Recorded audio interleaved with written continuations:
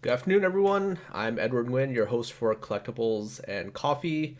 Today is episode 8. Today we have a guest joining us. I will do a very brief introduction and then I'll kind of let him take over and give a bit more detail about himself. This is my good friend and associate Charlie Hurlocker. I met him at a Pokemon Regionals a few years back. I have gone cards graded with him. That was kind of my introduction to getting cards graded, kind of the process behind it, and he gave me a bit more insight into the Pokemon market itself. That being said, I am drinking black coffee today, not the most interesting drink, but without further ado, we will let Charlie take it away. Hi, I'm Charlie Hurlocker. I hold a few different titles. I work for Ludkins Collectibles. I've been the U.S. Director of Operations there for 3.5 years now. I also am the senior Pokemon TCG consultant for CGC, which is one of the newer grading companies in the TCG world, although they're one of the older grading companies people know them for paper money and coins and some of the other things that they do. I also am involved in other things like the Elite Forum, Burbank City Pokemart, stuff like that other people are familiar with. So maybe those words mean something to you, maybe they don't. But I'm happy to be here today and I'm happy to have a chat with you, Ed. Yeah, no, thank you. I always appreciate guests that come on. So you gave that's a bit of background about yourself. So usually with people I have on, how did you get started in all this? Like, most people obviously just don't decide to jump in and decide that they want to be a consultant for a grading company, for example. So kind of like give a bit of a history about yourself. Like, how did you get started in the hobby, and then kind of what led you to doing this? Sure. I started as a collector as a very, very young child who really liked Pokemon cards. And as I got older, I collected off and on growing up. I'm definitely not one of those people that's like in it since base set. No, there were huge gaps when I was out of the hobby. But in about 2000, 2008, 2009, I picked it back up really pretty intensely, and I started buying and selling a lot, and sort of developed myself early on as known as a high-end collector or a high-end buyer and seller. I don't really know that those are like separable, which is probably a whole conversation in itself. And yeah, that's what I was known as. And the community around trading cards was much, much smaller back then, especially compared to now. We've had like 3 major growth cycles since then. And I was buying and selling for a long time, and you build up a reputation slowly as somebody if you do business right, and that happened. And I'd done business with Barney Ludkins, who is the founder of Ludkins Collectibles. That was founded in 2013, and I'd done business with him off and on for years. And in 2016, we had a conversation that led to me essentially franchising his grading service to the United States, and that's sort of blown up since then. I've been in charge of that, seeing it grow, seeing it develop its brand presence, being involved with everything from physical events like regionals to just establishing like online communities and making sure that those are fed and nurtured and kept on the right path for growth. And that growth has happened, and it's continued to happen. And last year, I made contact with CGC, who was interested in moving into the trading card space. And one thing led to another, and I'm consulting for them as well. So you're right. People don't just wake up and say, hey, I want to be a consultant. You sort of, especially in an industry as ours, which is like so it's not established yet, really. Like the idea of I think I'm probably the first like proper Pokemon consultant that I know of that I've ever heard of. So it's very possible that this is the first step of something bigger, and that, in the future, people have an easier, more clear path to becoming something like that. But I think I'm pretty much making up the rules as I go right now. Yeah, for sure. I think like you said, the game has just grown so much in the time, right? Like you said, when you started in 2009, right? Like in 2009, that was what was the current what was the era of Pokemon then? That was Gen 4. Is that right? Yes, yes. Let's see. It's right before HGSS, I want to say, maybe. Yeah, I yeah, have to double yeah. check. It's hazy. In sets. I mean, so like when you first start, it feels like it takes forever for new sets to come out, and now like I feel like I blink and eras go by. So. Right, right. You just kind of like you. It's really hard to differentiate like what the different eras was, right? But that just kind of puts it in Sure. perspective, right? Like that's going on 11 years at this point, right? Obviously, the hobby has just grown so much. So like so you mentioned grading, right? Grading is, like what you do. Um, what was, again, you kind of touched on it, but like what was, if you want to expand a little bit more on like how you really got involved with Ludkins, like, because again, grading cards is something that's really started to come up in more recent years. That's kind of like when it's exploded in popularity. Part of Sure, that is that right, our collectibles are simply just becoming that much more valuable, right? Like as as the games get older, right, cards are getting older, and cards have just gone up.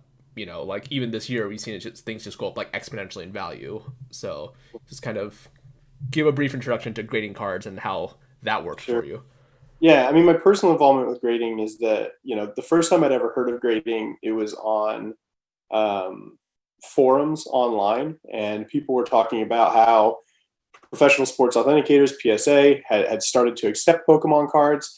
And my understanding is that there were some that were graded like a long time ago, but like grading as it being like a broader thing, being introduced to the hobby was still in it very much in its infancy, even 5 years ago. But like 8 9 years ago, that was pretty small. And so the first time that I graded cards, actually, I had a friend that lived in Canada that was like going to send some cards to PSA, and he had like asked them if they would take them, and they'd said yes over email. And I paid him; it was like $13 per card to send some of my favorites, which at the time were not worth a lot, like maybe $50 each. The irony being that those were like Umbreon and Espeon Gold Stars, and I got tens and nines.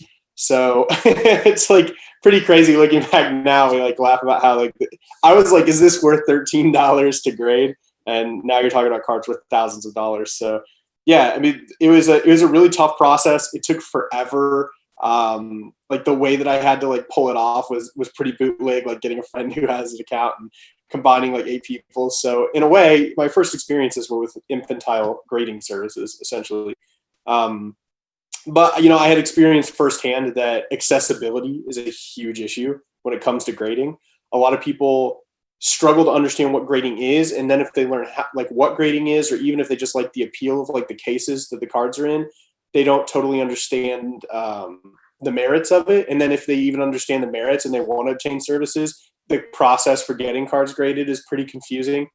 And there's been a lot of development in the last few years, and companies have tried to make their services more accessible.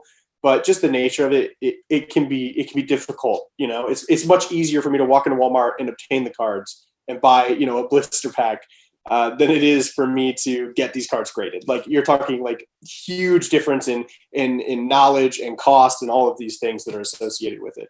And so that's like my personal involvement with it. And so, when I knew that Barney Likens has started a service in the UK, which was originally just because, again, that accessibility problem, as bad as it is in the US, it's so much worse overseas. And every major grading service is in the United States. There's a couple like niche ones in that have like local followings. There's like an Italian service, a French service, a German service, a Canadian service, and they all have like a little bit of success, but it's really small. It's regional. And it's the kind of thing that would not work in the United States, but it works over there just because that accessibility problem is so big. But I was looking at what he was doing and looking at how, it was sort of like an optimization problem. And I was like, I think I can optimize this and really blow it up and make grading more accessible for the whole hobby, which I wholeheartedly believe benefits the hobby, and especially small collectors. And that everybody wins when grading comes into an industry. So, or comes into, I should say, a hobby circle.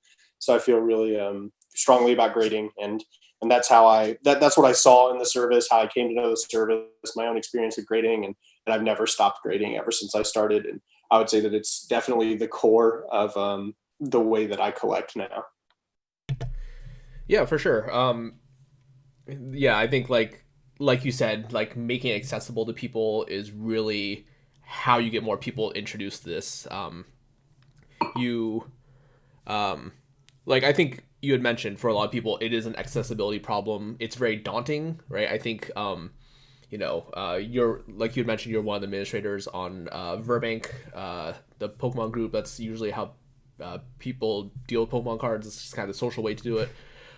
There's constantly questions about who do I go to get cards graded, or how do I get cards graded, right? Mainly because even for something as narrow as, because the reality situation is like our industry, right? Trading cards, hobby, it's a pretty narrow thing, right? That's not really something that everyone knows about. And now you're talking about a very, very small part of this already very narrow things, right? It's hard to really find information to even get started, right? Like if I have some cards, I want to get them graded, right? Like most people wouldn't even know where to begin, Right. right? Because a lot of the grading companies themselves, for whatever reason, I think part of it may be that most of them got started with sports cards, right? Some of it does seem a bit more almost archaic, as it were. All of the websites are just very, very hard to navigate just as a beginner, right? Like if I just want one card, right? I have this one, right? Like a Charizard from my childhood. I just want to get graded just as a cool conversation piece, mantle piece, or whatever. It's really, really hard to do that. Do you want to give a little bit of background about PSA? Because you said that was kind of how you got started. CGC, we'll kind of touch on that a little bit later, but like PSA, Sure.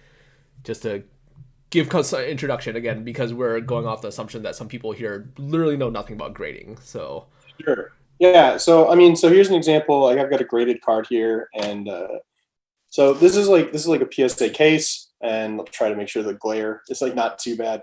Um, and I love what the this flex. I love the flex, by the way. Like, Sure. So this is a graded card, and so you have a card. It's inside a case, and this case is like durable. You're not gonna bend it. Nothing's gonna happen to this card.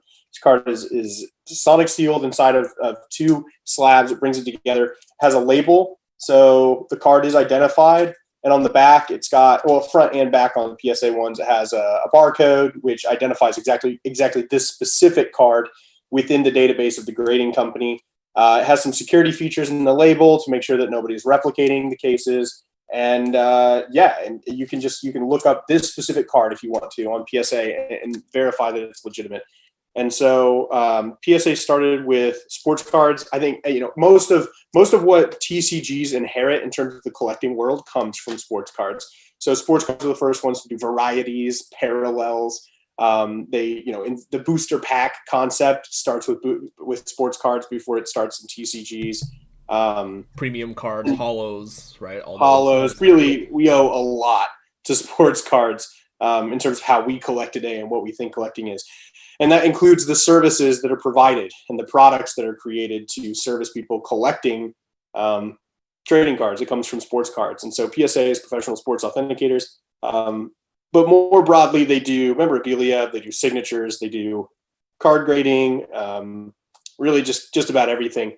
So I think that the reason that PSA specifically too is become sort of like the go-to for PSA, at least up until this point, is because they, as a model, so you have two major companies in the U.S. You have BGS, Beckett Services, and then Beckett Grading Services, and then you have PSA, which is Professional Sports Authenticators. BGS is a company that has like very much focused in on like what it does, and in a lot of ways is more interested in pushing premium services than it is pushing volume. Their interest is not in becoming the biggest of everything. That their goal is to sort of like do what they do really well and to feed that. Whereas PSA has always been interested in bulk, and so they deal with a lot of dealers, and they're the ones that are cutting discounts to push a lot of cards in. And both of them are providing, professional authentication services, professional grading services. They both have their following, they both have their pros, they both have their cons, whatever. They're both mostly providing the same product, but because PSA was specifically always interested in pushing more cards and growing their global presence and growing their dominance within the hobby, they became quick adopters of trading cards, of Pokemon trading cards, because when their dealers said, hey, we want to submit these too, their answer is just, yeah. I mean, if we can get it incorporated economically, we're going to take that opportunity. Whereas I think other smaller services took more time to really accept Pokemon cards because they just didn't know them. They were just like, we don't really know these, so we're just going to pass for now. And now that Pokemon, Magic, Yu-Gi-Oh, now that these are at the size that they are, these professional groups, they can't afford to like just ignore them because people are going to be like, why won't you take them? And I think even more niche services like SGC are like pushing, so to speak, into Pokemon. And so, most of what I'm going to talk about too is going to be from a Pokemon perspective because that's, what I know. So yeah, I think that that's sort of the history of like PSA's involvement with Pokemon, and because they were first to market and because they were always pushing volume, they had a million Pokemon cards graded first, and that's the situation that we're in today. And yeah, you said we'll talk about CGC more later, but there are new competitors to that, and we'll see what happens. Yeah, I think like for like just to put it in perspective, probably because a lot of collectors are like a little bit on the younger side, right? Sports cards, right? Like you really hammer it home. Sports cards are just even today. We a lot of us probably do think it's a bit antiquated, right? Like a lot of us think about like our like previous generation, like their attraction to sports cards, right? There because that was what they collected growing up, right? Because TCGs didn't really exist. It wasn't really until like a '90s thing that TCGs started to take off. Um, and the market for just sports cards honestly dwarfs most of the collectibles we have, right? Because if you just naturally think about it, right, like Yeah, yeah, baseball, football, basketball, soccer, right, all these things are just truly global in terms of just how many people they attract, right, like how much money there is to be made, right, right. just in terms of them. So Well, even what like one like specific fact I like to draw on to like compare the size of them is that every major TCG combined put out less than 50 sets in English last year. Topps company alone put out over 500 sports set last year. So even if you're strictly just looking at the sets, like one company in sports has so much more influence than like the entire scene of TCGs.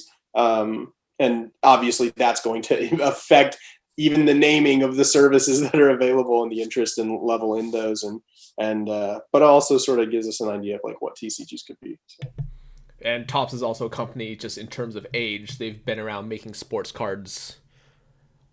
I honestly don't even know how long. It feels like they've been around forever, right? They're really kind of like the company that started it all, right? When you think of like vintage baseball, Fortunately, I have Google right here. 1938. That's right? a long time ago. That's a long time, right? When we think of like we're talking like vintage like baseball cards that contain like bubble gum inside, right? Like that was Yeah, right. right. That's Tops, right? And that's like Cards that are like cut out of like magazines and they're still considered cards. You know, like exactly. Yeah, if sports cards is one of those things that I'll touch on. I'm no expert, mainly because I'm somewhat new to it. I know that there's a lot of investors out there that do very, very well with sports cards. Again, the part of that is just how global some of these games are and how big of a deal. And honestly, sports cards, I think one of the things that they do most interesting that I know some TCGs have started to touch on is creating some of these like very, very rare cards. Right, we see things like some of the novelties you can't really replicate with like Pokemon or other TCGs, right? Like the ones where they like have like a cutout of the jersey that's like embedded in the card. Right, like signatures, we've seen some of that. There have been some games, largely in the Japanese TCG market, where the artist like the signature is like embedded onto the card, like printed directly on the card itself in hollow foil. yeah, DBS. Yeah, like so some of those like are things, but even just doing things like serial numbers, right? Those are like some of the biggest novelties in the sports card market that again we don't really see adopted, but it's definitely very interesting. And I think right, like you mentioned, I think PSA and BGS, some of these older companies, their longevity really goes to show like just how big the sports market is and how well they've done with just the sports market itself before TGs got picked up. Because in Magic, like BGS is kind of the primary go-to, and that was what I knew about for quite a bit. Right, I didn't really know much about PSA prior to getting involved with you and getting graded with you, and seeing like it's a very different animal. But we'll kind of shift base away from that. I think that's right. If you like, we're not here to give you a history lesson. This is just to kind of provide some context for, right? Because if you really want to go back and look at this, like a lot of these companies have a very, very deep history. So I'll let you kind of take away with CGC, right? They're a newer comparative market, but you had mentioned a lot of the TCG people, again, because we're younger, has not really been a part of our generation. But when you talk about grading like paper money, comics, right? Some older sports cards, right? Like CGC is really one of the better known ones. So since you're Yeah. more involved with So them, I'll kind of CGC, yeah right? let Yeah. you take away with that. CGC is like one part as a parent corporation, and the parent corporation owns CGC, which is known for comics. It's the biggest comic grader in the world. But they also own NGC, which is the biggest coin grader and the number one go-to. They own PMG, which is the biggest paper money grader and the number one go-to. They own a stamp grading company, which I don't know how much stamps is really popular. I mean, China, I think, is the only market that I know of that's like really still grinding out stamps as collectibles. But they even have like little things, like they'll do movie posters. Like there's these communities that they've been addressing for so long, and it's very, very common for grading companies to start like doing other things, right? So PSA is not just PSA. PSA is one company that's owned by Collectors Universe, and they also own PCGS, which grades coins. And so you have a lot of these. They have the PSA DNA, which is technically another company, I think, which is the signature authentication that does memorabilia and like non-trading card stuff. So it's really common for these like groups to form that have these other companies, and they do these other things. So for CGC to want to get into trading cards is definitely not surprising. It's something that could have and has been and should have been predicted for a very long time. And so, I think that the trading card market is like really the last major collecting market that is in no way being serviced as far as paper goods go. Because I think that there's other markets, like action figures and stuff like that have like their niche things. But in terms of like flat things that are like, there's a connection. You can see it, and CGC does their thing. And so CGC is now pushing into it. And what's interesting about CGC and what's really novel in terms of trading cards is that they started by creating a TCG division. And so they're the first company to in this sphere where there's honestly not a lot of companies, right? There's just a handful of juggernauts doing their thing. And CGC is the first real big time power, somebody that can throw tens of millions of dollars at creating a new division to come in and recognize TCGs as a totally unique entity. And so, with Beckett and with PSA, you see these sports grading companies that will also accept cards. With CGC now, they have started a sports division, but it's separate. It's like it's not even the same people. Like it's a totally separate company, and that's awesome. I mean, that's super cool. It's very, it really validates the uniqueness of the trading cards market, and it gives some much needed attention to TCGs, because you have a lot of inconsistencies that come up with the grading and the labeling and the identification of trading cards when it's done by sports companies, because they're not intimately familiar with it. It's not their primary product, and they're not really building teams around these products either, like they're really just not. And so CGC is the only one that's doing that. And so, I mean, this just happened this year. I mean, this is fresh news. I mean, CGC has not been taking trading cards except for a few months now. I don't even know if it's been 3 months. It might have only been 2. I'd have to go back and look, because I obviously started with them before they launched. So, I mean, that's kind of the introduction to CGC. And so here's like a CGC case, and like I have a couple examples here of like things that they're doing that other companies aren't. So like, for example, this is a third print fossil that is labeled, so you can find it, with the 1999-2000 copyright date. And so that's something that PSA just doesn't recognize. And even if they've been taught about it, like they're not willing to make the changes to their database to implement and accept those cards, because to them it's not important, because they just don't see that. But it's fundamental to how we collect Pokemon cards, so it's a really big deal. And then here's like an error card, which is something that a lot of companies are ignoring. This one's miscut. Obviously, you can see it's like twisted. And CGC actually will just label it miscut. So just straight up on the label says miscut. And they have all sorts of other errors that they're taking. And so that's like a huge area of collecting. We all know misprint collectors. We all know error collectors. One of the biggest Magic groups on Facebook is related to misprints and oddities, right? And that is it's a huge part of how TCGs have grown and how they've been collecting. I believe it's a smaller, like maybe piece of the community in sports, although I'm sure there are collectors for it. But in TCGs, it's huge. And so CGC is like, because they're a TCG company, they immediately accept that. That's like one of the first things that they do. And, they're bringing the expertise of addressing these things from paper money, which is much more complex and has a huge history of like errors and mistakes and corrections and varieties and stuff like that. So they already have like the background knowledge to pull on. And so I'm really pleased with how they're treating errors. It's been really unique and very cool.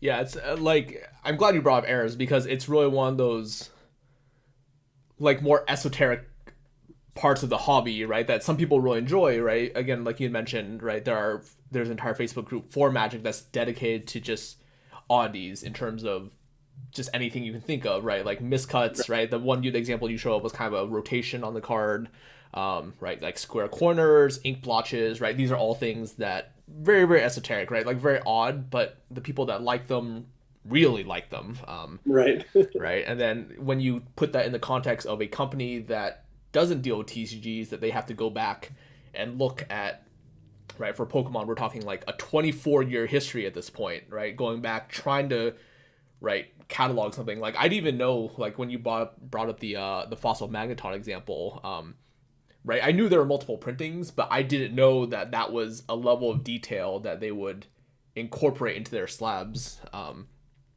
Right? You can just think, you can just imagine, right? Like some of these companies, the amount of work that has to be done to go back and catalog all these things, right? When you think about some sets that the data isn't so well documented, right? When you're talking about, right, there's some promos that exist that just don't have a large print run, all these things that they have to be able to catalog and put in their database in anticipation that at some point in the future someone may send in this oddity, right, that they Right. do Yeah. want graded, right? And we want to be able to provide the service, like saying that identifying a misprint, relatively simple, right? But identifying like which print run a particular set came from, right? Because there's variations depending on when it was printed, where in the world it was printed, right? All these things that that level of detail is quite impressive for that I wasn't aware of. And kind of on the topic of the miscut itself, one things that I do find very impressive that I only learned about recently through someone who had graded Magic via CGC is that they'll actually like on the back of the card, like for the miscut, it says miscut on the back, but you can also have it for the collectors out there, and you can have it say, you know, like Charlie's Collection or something, or you can just put it in The pedigree services. yeah, Right. the pedigree service. That's right. Which is also a very cool addition. Again, because we have to remember that a lot of us who do buy this, like you do have investors, people that do want to resell this, but you also have a lot of people that have very, very deep pockets who are looking to for them, the hobby, the enjoyment is trying to find that one grail, right? Trying to find that very, very clean, you know, base set Charizard or whatever, right? That that they won't ever care to get rid again. It has some piece, you know, something that was meaningful to their childhood that they collect, and being able to have that pedigree, to being able to put their name on the back or whatever, just to keep it in their collection with no intent to resell. That's a very big part of the market. Right. Yeah, there's lots of people that are on national treasure level hunts, like trying to find this like card that may not exist. You know, right, like there's all sorts of rumors and stuff, and I can think of examples in both hobbies that sort of are like that. You know. And like a big part of like, because we do see like memorabilia being graded, right? People do keep it's probably more for, you know, a lot of the memorabilia based things, right? Like trying to catch like if you caught like a baseball or something, right? If you made like a catch in like some significant game, Sure. and then you got graded, right? Like that's probably a piece that you want to hold on to, right? Like them offering that service is really just a big change, and it really gives it that personal touch. That's pretty interesting. I think that's very cool that that's something that's offered. Yeah, I think one of the CGC's like way of approaching it is, you know, they're not necessarily looking at services and saying like, okay, this one's economic, we'll provide this one. I think they're looking and they're saying, okay, we have this suite of tools available. How can we make the hobby better? You know, how can we make grading better? How can we make it so that everybody gets to enjoy this process? So pedigrees is one where you know that 99% of people are not going to want a pedigree, right? Because, you know, if you never know when the cards are going to change hands, and that might affect it. But you also have this small subsection of the community that it feels very strongly that collecting is only really collecting if you're keeping it for you, you know?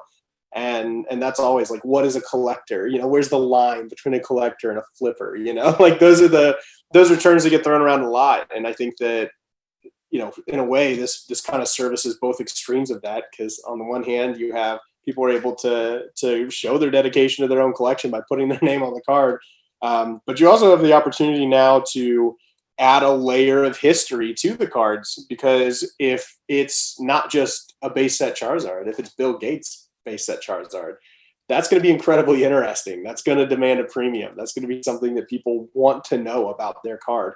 So yeah, it's interesting to say the least. All right. So we've kind of looked at both sides. So let's move on a little bit. Let's talk about if someone was just starting out, right? If they want to get cards graded, right? Like let's use kind of a medium collection, right? Like if I were to just grab, if I approach you, or if I just had these cards laying around, right? Like let's say I want to get like a small handful of cards graded, nothing too substantial, right? Like with you or with grading in general, right? Like how would someone get started doing this? Sure. So I would say you really have two routes. One is to directly go with the providers, which is CGC or PSA or BGS. The second option is to go with a middleman, who's essentially a dealer. I think sometimes the middleman term gets overused a little bit in the hobby, because some people are middlemaning it. Like that's a broad umbrella, and that includes everything from real companies that are built around it to your buddy that's just willing to send it in with his own stuff. So I would say personally, either go direct or go with a real company that's insured and is essentially a broker for the product, which is a model that we're super familiar with, right? I mean, you can purchase a lot of products direct from companies, or you can buy them off the shelf at Walmart, right? So having a broker for something is pretty common. So with grading services, if you're going to go direct, you're going to want to go to the website. All of them have membership subscription models. You're going to sign up for a membership. You're going to pay them upfront to be able to use their services. At that point, you have to be able to accurately identify exactly what everything you're submitting is, which is sort of another barrier. You're then going to be paying the public rates that company is offering. You're going to have to pay and properly ship your cards insured to that dealer after you filled out their online paperwork, printed it, included it with your cards. You're going to have to know how to do that safely. That's eventually going to get to the grading company, and the grading company, under current conditions, if it's PSA, is going to take a very long time to get those cards back to you. Because delays, I mean, so right now we're in a situation with COVID, which we should probably talk about a little bit, right? Is everybody's home and everybody's spending a lot more time on their hobbies, and they can't spend money eating out, and they can't spend money on entertainment. So they're spending all that money on their hobbies, and it has created an extreme glut in demand for grading services and hobby services in general, which has caused huge delays. So, the cheapest tier that you can submit with every dealer is bulk. And so you're going to be submitting your cards, and with PSA, you're looking at like 8+ months now in wait to get those cards. There's no way under like $30 a card cost to get them back this year if you were to submit right now. So you're looking at like pretty hefty waits because of all of this demand. And you have two things going on with the demand. The supply can't change because of the inelasticity of the corporations to be able to just hire seasoned professionals, just pluck them off the shelf. That's not really a thing. But you also have the fact that these companies benefit from showing their shareholders that they have, not increased their costs, but they have increased their demand. And so with a grading company, because you actually send them your cards and you pay them when they complete the services, them having cards on hand, they can go back to their shareholders and say, sure, the rest of the world is suffering because of COVID, but, we have 2 million cards on hand now, and we're going to get all that profit in the future, guaranteed, So that's like you have like two forces there that kind of encourage the situation that we're in, where you're like waiting a long time and not much you can do. CGC, because they're newer, the demand hasn't exploded yet. And so, I mean, they are doing a lot of cards, but they are coming into a scene, with a full staff ready, and they're brand new. So the wait times are a lot slower. And also CGC is privately owned, so they don't owe their shareholders anything. So they can make short-term decisions that are financially not as lucrative if it improves their image, or just because, one person who feels strongly about the hobby wants to. So that's sort of a difference between the companies that kind of manifests in the situation that we're in with COVID. But yeah, so if you're submitting cards with the direct route, you're going through one of those methods, and eventually you're going to get your cards back. And that's your whole experience. If you go through, Ludkins Collectibles, for example, you're not going to have to pay for a membership fee. You're probably just going to have to fill out a very brief form. I don't know any companies that make you identify all of your own cards. So if you're somebody who maybe knows that you have a base set Charizard, but you don't know that you have a base set Charizard with a black dot error, like something obscure. There's a lot of information that you might not recognize. You might not realize you have a fourth print instead of an unlimited. There's just so much information that you might not know, especially with like variants and stuff. So you're going to send it to the company. The company's going to identify all of that for you. With Ludkins, you're going to be billed at the beginning, which is different. So CGC charges up front, PSA charges when the services are rendered. So that's a difference between the different companies. With Ludkins, you're going to be paying when your cards are processed at the facility. You pay, those cards go off. You still have to endure the wait that you're going to endure. Ludkins has some additional options that are available because of our dealer status. So we do have like a tier that's like above bulk, so it's a little bit faster. It'll cut off a couple months of your wait for a little bit more money. And so you have like some additional options with PSA, at least. With CGC, I believe all the options are the same as are online.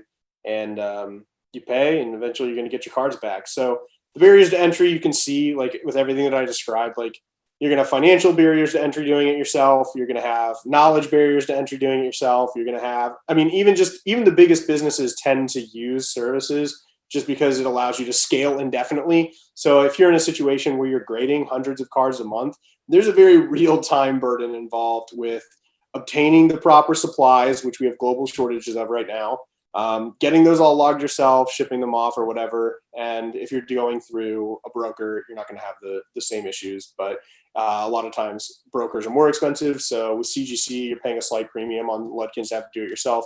With PSA, the costs are actually lower with Ludkins than direct. So you have a few different options there. Can you think of anything that I've skipped over in terms of the person's experience? No. So just as a disclaimer, right? Like obviously, like Charlie is financially motivated to push like using these middleman services. That's understandable. But for the sake of transparency, I have used Charlie before. That's something, and I will continue to use Charlie for the purposes of grading cards because I think it's important for people to note the membership service is largely designed. These companies are designed around sports cards, and the membership service is based on the fact that there are so many sports cards being released that people will be, oh, excuse my phone there. People will be operating on the assumption that they will be submitting cards on a regular basis. Whereas for TCGs, right, like one of the biggest differences is that, right, most people who are looking to do this, they're looking to submit a large amount of cards at a time. And they're just doing it, they're just getting out of the way, right? We don't really see people like, once every quarter, a new Pokemon set, a new Magic set comes out. People don't open up the product and then just start sending it in for grading. That's not how the hobby works. Whereas sports cards, there's always demand for these even most recent sets, even something that was released yesterday. People are opening up their products, sending it in right away. Just the 2019 Panini Prism like basketball set has more cards graded than the entire base set for Pokemon. So that's the difference between like where sports cards are at and where non sports cards are at. Right, and that's really kind of like the backbone of creating that membership model, and that's like really one of the huge barriers. In addition to what you had mentioned, right, like the time it takes, being able to properly catalog everything yourself. Again, this is kind of going off the assumption that as a sports cards buyer, the sports cards, like what you're looking at, everything is properly numbered, right? You know what you're looking at, and there's vast amounts of data on this available. Whereas some of your older cards for Pokemon, some of the more obscure things, esoteric things, it's really, really hard to pin down exactly what you have, right? Especially like you mentioned, like the Black Dot error, right? Like the WotC error for Pokemon was really riddled with misprints in terms of just printing errors that they'd made. And you may not be able to necessarily identify that yourself if you weren't explicitly trying to look for it, for example. And again, like I mentioned, I've used Charlie before. I will continue to do them. I actually have a submission that needs to go out. I'm actually very excited to try and get my hands on some CGC graded stuff. I just really want to see, like, just to play with the cases. The cases, I think, look very attractive. One of the things I like what CGC does that PSA doesn't, unfortunately, is doing the subgrades. You can kind of know how the different aspects of the card break down, right? What does the surface look like? What does the edge look like? Right? What I'm do a the corners huge look fan like? of subgrades, and I think that Magic in general has like very much embraced subgrades, and I think that's very smart. And I'm hoping that Pokemon will develop to also embrace subgrades, just because having that additional information is huge. And Right. some people care a lot about edges and corners, and some people care a lot about centering. So it even just services the cards better for whoever your future buyer might end up being. Yeah, absolutely. So that was just some transparency. Again, I would encourage anyone. I don't mean to make this sound like a commercial. Again, I can vouch for Charlie. I think it's very good. Grading is, if you don't know what you're doing or you're just starting out, I would encourage a middleman, because grading your cards yourself is a giant pain. If you don't have the knowledge and know-how, and realistically, if you do have the knowledge and know-how, you've probably been doing this already. I will make sure I provide information for Charlie. He'll give you information towards the end about how to reach out to him if this is something you're interested in. But that's just kind of a very general guide on how one would get started with grading cards. So you touched on previously, right? Like, the COVID has really kind of changed the world in its entirety, right? Like, the hobby industry is really no different. So where do you stand on the pandemic? Like, how has it affected you? What's been the past few months like for you in terms of how it's affected you, the hobby, and then, like, kind of what do you think it looks like going forward? Sure. So, I mean, in terms of like, I think we've touched enough on sort of the grading service and like how pandemic sort of affected that. So I'll talk just more broadly about like values in Pokemon, how those have changed. The Absolutely. collecting experience itself, I don't think has changed. I think people collect the same way that they did before. I think that people buy cards the same way that they did before and from the same people that they did before. So I really think the only big change has been the cost of doing so. We've seen a lot of prices really explode. I think that it'll take a long time, probably years, before we're ever able to really reverse engineer how much of that growth is because of the pandemic, and how the question is, how much is the pandemic causing growth versus how much is it just throwing gasoline on a fire of momentum that already existed. And I think that there's definitely both at play. I think that having people at home is a huge influence on hobbies. It's something that you can still, like I said, do the way you did before COVID ever hit. And I think that, the COVID era makes us, want to go back to normal. It makes us really latch onto the things that are the same as before they were. And so I think that's a huge sort of logical factor that plays into the growth of the hobby. But I also think that there was already just a hurdling momentum. Back in 2010, 2011, we really started the hobby start to grow again. And then you have the Pokemon Go era, which came in. I think it's 2015, 2016 is like when Pokemon Go is going on. And that's another huge wave. And at the time, Pokemon is making a huge marketing push. They've got a Super Bowl commercial going. They've got, every single check lane is putting up new standees. Like, these are things that have a huge ground level influence on the popularity of the hobby as a whole. And specifically because we see a lot, when we refer to values in the hobby, I think a lot of what we're referring to is like vintage and rare cards. And so what causes those areas to grow, in addition to just the natural development of scarcity over time, is new people getting into them. You have to have new people with new money that they want to dedicate to it to really see these prices move in dramatic ways, because it takes new people taking chances and speculating on a higher value to cause that growth. And so in Pokemon, we've seen the vintage market just absolutely explode. All these people getting back into it, especially since like 2016. And most recently, we've had another huge growth cycle, which just started with the pandemic. And everybody wants a base set Charizard. And there's only so many base set Charizards out there, right? So we've seen the effects of that. And the reason that you can verify that that's really the way that it is if you look at the population available, like on eBay, which is the number one place that Pokemon cards are sold, the populations have dramatically gone down. and the prices went up right with it. And the re-entry into the market, graded, that's another thing that graded allows us to track. So every single card has a barcode on it. So we can see not only if there's new cards listed, we can see if those are when those new cards were graded. We can see if those are the same cards that were just purchased, which allows you to determine how much of the activity is speculation, short-term speculation, because people who are just buying it and raising the price and relisting it, we can see that. We got a barcode on every single one of the rare high-end cards.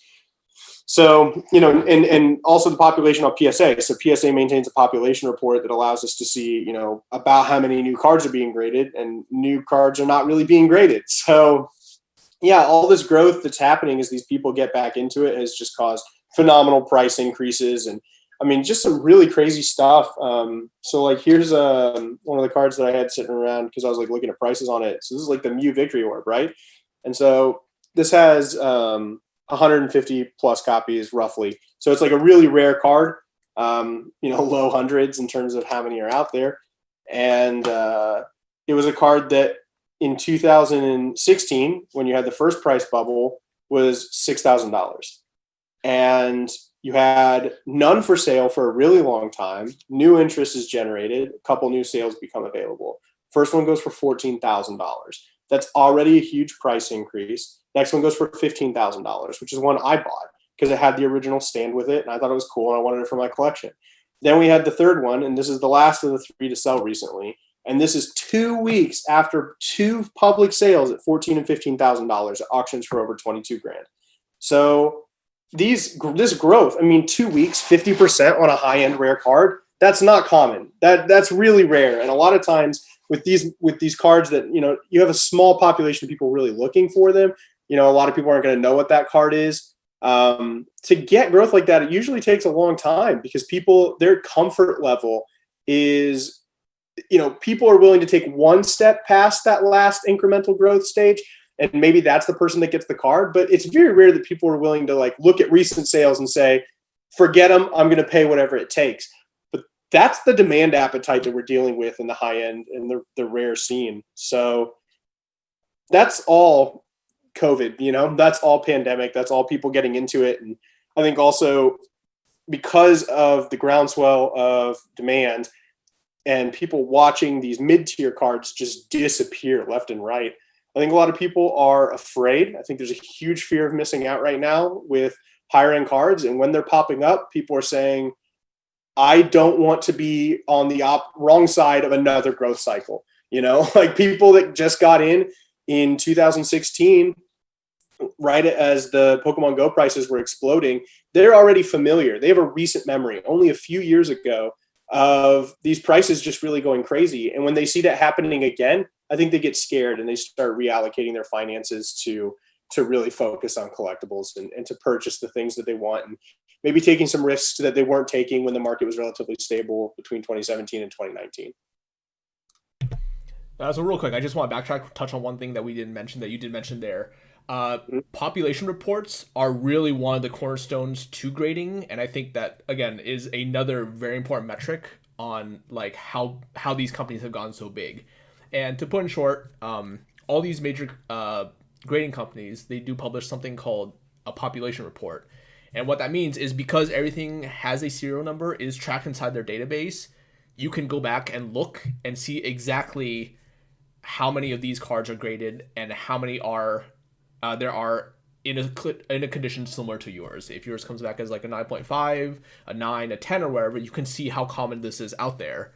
And in the example that you use, right, we're talking cards that like low 3-digit number of copies in the world, right? You take away the fact that some of them probably not available, right? You have them like you immediately lop in half everything that exists, right? Yeah. And then you send in like, of those people that have them, right? There may be a fair amount of people that are just happy with it. They don't need to get it graded, right? But you sent yours in to get graded, right? Like you can see how few of them there are, and that really kind of puts like a good pulse on what this price should be, and then what the price trajectory going forward should be, simply based on how rare these things are.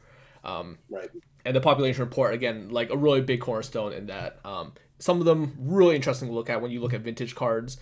it's obviously skewed in a small way because generally you'll naturally see a lot more Charizards graded than Poliwrath, for example, in the base set, right? That's nature. Charizard just that much more iconic. But when you again look at the numbers, how few there are relative to how old the card is and how hard it is to find them in truly good condition, that really puts into perspective like why the prices have boomed in such a way that they have. Yeah, and you can see cards in the population report too that are very rare, very expensive cards. That there's a moment, there's an inflection point where the population report simply stops going up, and it takes extraordinary circumstances to raise it up. Extremely rare finds, which raise it by one, which might be 0.5%, or 1%, or with some of these really rare cards. I mean, you're talking like a population of one increase might happen once 3-4 years. And that's at a time now where the expectation with these high-end cards is graded. Graded already dominates the high-end cards, and people don't want the risk associated with buying an ungraded one. It could be inauthentic, and ultimately if they buy it, they're just gonna have to pay to grade it anyway. So really that burden tends to fall on the seller. And yeah, I mean those population reports are huge, and they're especially huge for the developing speculative markets. Yeah, so obviously there's so much more we could talk about this, right? Like Pokemon has such a deep history, right? Like just even looking at the price trends, right? Like in more recent history, the fact that these collectibles have become so valuable, like it's really starting to draw outside money into the market, right? This is something we're seeing, right? We're no longer talking about, back when I was a kid, when I was playing Magic and Pokemon or whatever, it was like kind of that weird thing that like a small group of people that were kind of social outcasts, right? Like that's kind of how we all got here realistically, right? We were doing in a corner, right? And now like a lot of this like Pokemon is becoming so mainstream, right? Like Magic is becoming mainstream, and it's really starting to draw the attention of people that it's a little silly when you think about it, because realistically they probably don't know very much about it, but they're just looking as a way to park their money and looking at a lot of these old cards, right? Like right, you'd mentioned like 2016, right? That really wasn't long ago in terms of Pokemon itself, right? That was the beginning of the XY era, right? That was kind of the tail end of Black and White, beginning of XY, yeah. I think. I didn't know I was going to be quizzed on era. I'm not ready for that quiz. Yeah, but like again, 2016 really wasn't that long ago, and we're already looking at these prices that have already gone up, right? We don't think about them. No one thinks about 2016 and thinks of vintage anything, right? Like it's just so new, right? But even people that are wanting to go back, right? Given where we are right now, right? A lot of people are stuck at home, right? You people rediscovering hobbies, looking at a way to go, like, kind of go back and evaluate, like, what cool things do I have laying around? They've gone through and done spring cleaning, right? The fact that prices have just gone up so much is like pretty insane. And kind of on that topic, right? Like this is one last thing I'll touch on. This morning, base set booster box first edition, it closed on Heritage Auctions for $198,000. For people who don't know, Heritage Auction, they are one of the largest auctioneers in the world. The U.S. branch is in Dallas, but they have offices all across the world. And we are talking about Heritage. This is an auctioneer that deals with like fine art, right? Like things that are like truly collectible. They have consultants across all major industries. They deal with like high-end coins, high-end wine, high-end liquors, fine art. Right, we're really talking about like the top of like what people collect here. Like they transact millions of dollars a year. Probably like a high like 8 to 9 figure in terms of how much auction they do. And this is the auction that closed this morning, and this is $198,000. And to put in perspective, for people who don't know this, in order for you to be able to bid on a heritage auction on something that they list, you actually have to be vetted.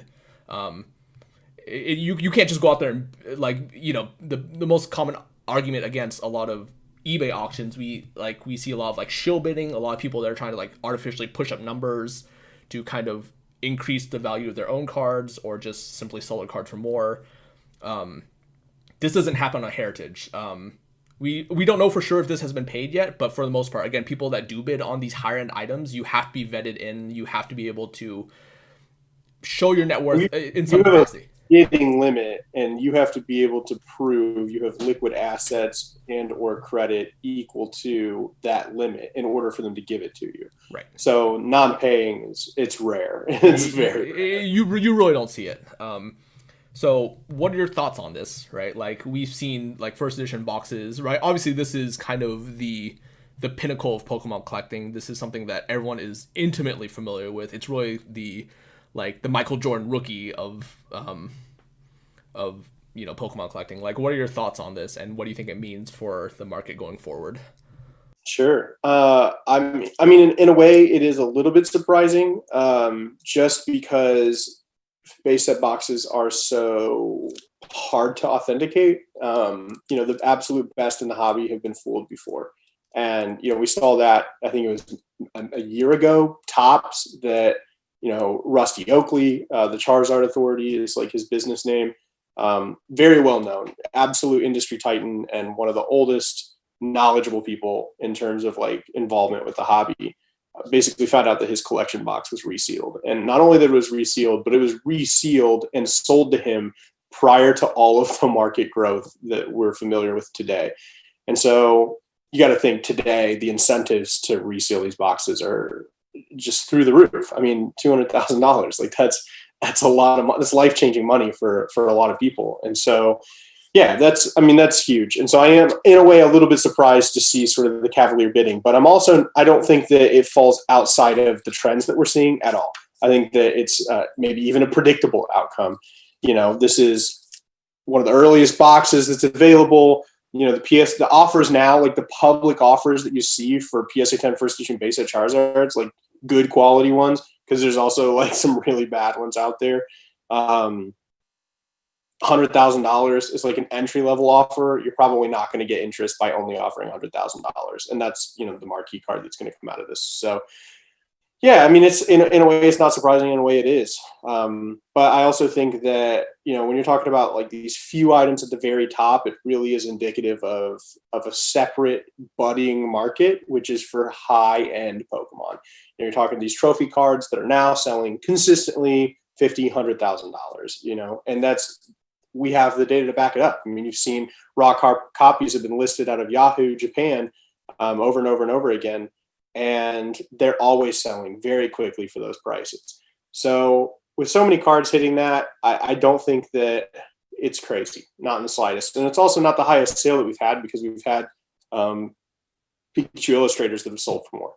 So it's cool. It's really cool. It's exciting. It's exciting to watch this essentially new market develop. One thing that's pretty rare, I would say, in closed, defined hobbies like what we have, is the development of new markets. There's not a lot of opportunity. You're really dependent on the producer to lead the way. And when it comes to Pokemon does not rattle the cage. They are definitely not a company that takes risks. They're not a company that is known for changing things up or trying new things. And so new markets are very rare. In fact, one of the most recent markets to develop is signatures, and Pokemon is actively working to suppress that market.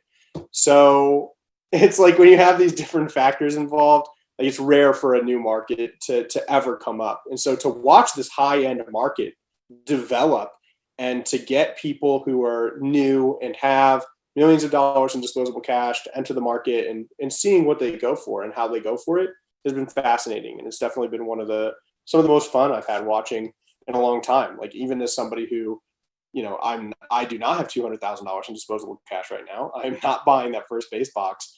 But I'm having a great time, like sort of just watching what happens with it. And, you see the follow-up sales as well, because even if somebody else put another box up right now, this is record setting. So would it happen again? I don't know. I guess we'll see, right? Yeah, for sure. The only reason I brought it up was because this literally closed this morning, right? Like maybe 2 hours, probably like 4 hours ago prior to this recording. And again, just like if you ever see a heritage auction, they're big because I imagine before COVID, they would have people that would come into the room. I don't know if you've ever been to like one of these premier auctions, or people listening, they may have not, but you have people that come into a room. You have the bidders themselves. You have telephone bidders that are on like a secure line with someone there, and then you have someone there who is a proxy that will bid for that person. And then they actually take bids over the internet as well, assuming you're vetted, and people can do this as well. So we're talking about people that are all over the world bidding on this item. Just like that's the sheer scale and like how some of these really are. So one last closing thought. We're already running a little bit longer. There's just been like so much great information, just because again, it's such a deep and rich market out there. There's just so much history. There's just so much to talk about. I'm sure I may have you on again in the future to talk more about this, just because again, I think it's really cool to talk about, right? Like, I'm sure like when we had first started out, right, like me being a little kid and whatever, we would never have thought our hobbies would have grown to like these kind of numbers today. But what do you think, someone who's looking to get in right now, right, perhaps an investor or perhaps someone who's collecting, like what do you think it looks like in 2020, or how much do you think of this is FOMO, right? Like, in an event that someone listens and I want to go buy a first edition base set box, right? Like, do you think, how much, or even down to more recent cards, like how much of you do you think the price is real? Like, what do you think would be your advice for someone who's looking to drop some money to Pokemon? Like, where should they start and how can they get the most mileage for their money? Sure. Yeah, I would say that like I think that sometimes the connotation with FOMO is that it's illegitimate, but I think when it comes to Pokemon and the way the market's going right now, it's entirely legitimate. I think that there are very real cards right now where if you don't buy them, you will not get them. And I think that's sort of the end of the conversation there for some of the stuff. When you're talking about these mid-tier Japanese trophy cards that were $5,000 to $10,000, there's only 100 copies, and we've seen 10 sell in the last 2 years. And they're all selling to permanent holders, or long-term holders, I should say. Nobody's a permanent holder per se, but yeah, I mean, just like these cards they truly are disappearing. And the types of people that are getting into today that are buying some of these more expensive cards have no incentive to sell. You're not talking about people these are not flippers. These are not short-term speculators. These are people who are buying it and they're parking cash long-term, especially when we're looking at, it's been like years now of people being like, there's a recession coming. People have been saying that forever. And I don't know if that's just the collective PTSD of, like what our generation has been through in 2000 and 2008 and 2009 and, all this time. I don't know if that's just that like manifesting itself. But I do know that when it comes to recessions, established collectibles tend to fare well. So if you do have that fear, it's honestly a pretty good place to park your cash as far as like general knowledge goes and traditional advice or whatever. I think that 2020, in terms of the average collector's experience, if you're not talking about high-end collectibles, let's say you're somebody whose buying power is closer to $100 than it is 100,000. I think that modern sets are just going to dominate the rest of the year. The leaks for Champions Path, I don't know how they managed to go less than 2 weeks out from the set before they ever leaked anything. We're finally seeing the leaks for those. It's going to be absolutely ridiculous. You're talking about some of the lowest allocations on modern product that we've ever seen and some of the most attractive cards to pull. That's going to carry us through the rest of the year. Champions Path is going to be pretty much all you hear about. That's my honest opinion. And I think that modern sets, Pokemon has really established itself in the last few years with this annual set. It used to be 4 sets a year, once a quarter, and that's what you had. And really, they were focusing on players. For a long, long time, Pokemon put way too much emphasis on its game and not enough emphasis on its collectability. I think they've done a complete 180. They've introduced a 5th set each year that is very obviously targeted towards collectors and has limited interest and limited value to its players. And they have been some of the most expensive, some of the most speculated on, some of the hottest, most desirable sets to come out. And they have refined that. It started off with Generations, which was a complete flop. It sucked. That was the 20th anniversary set. Next year is the 25th anniversary. That was the first time that they tried it, and they did a really bad job on it. Evolutions, I don't even know if they like accidentally flip-flop Generations and Evolutions or what was going on there, but very clearly the 20th anniversary set should not have been Generations. It should have been Evolutions, right? And that Evolutions is still hot. So they did a good job in that sense. Dragon Majesty was meh. Shining Legends, though, they really started to get it right. Hidden Fates hit it out of the park, and Champions Path is looking to be another Hidden Fates where they've taken Hidden Fates and they've said, well, maybe there's just a few too many ultra rares. Let's tweak it the opposite direction. I don't know if that's an overcorrection or not, but we'll see in terms of the prices on the Charizards and the rarity that they end up having. But yeah, I mean, that's going to be what dominates it. I think that Vintage is going to do what Vintage does, which is creep up slowly.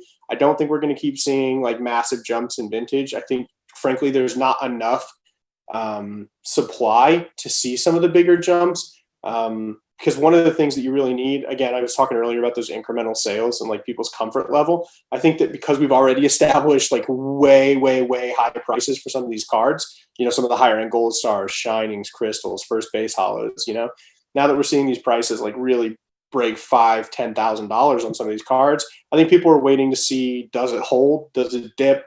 I think they want to see incremental growth again. So I think that's going to go back to slowly climbing. But I think that Modern's going to blow it out of the park. And English full art Charizards, PSA 10s, the first ones are hitting the market now. You look at that card's over $500 and it started at $1,000. And it's holding it weeks and hundreds of copies are selling. Hundreds of copies are selling over $500 in the PSA 10. That's a Modern card.